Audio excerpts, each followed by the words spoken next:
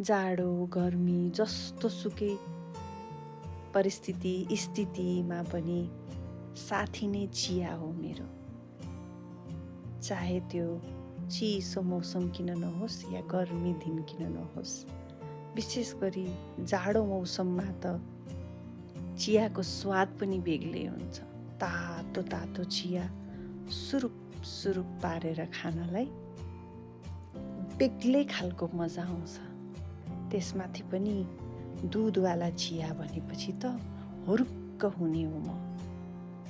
दुधवाला चियाको स्वादै कसले बनायो होला, कसरी चिया पिउन थालियो होला। अलिकति मसला हालिदिँदाखेरि त झन् सुनमा सुगन्ध थप्या जस्तो। त्यो अदुवा अनि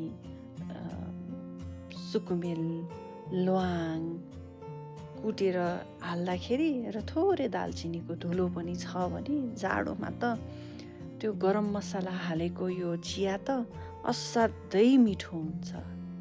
चिया त साथी जस्तो पो भएछ। जे पर्दा पनि अगाडि चिया हुँदाखेरि चिया पिउ न त भन्ने बानी पनि लागिसक्यो।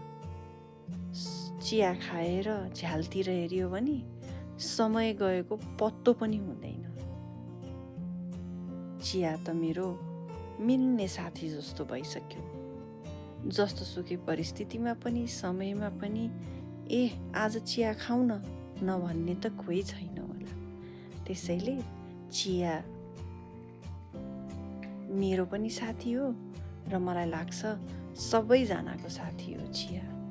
म त अब चिया छानी पनि सकेँ, अब म पिउँछु पनि। ल, तपाईहरू पनि जाडोमा चिया बनाएर खानु।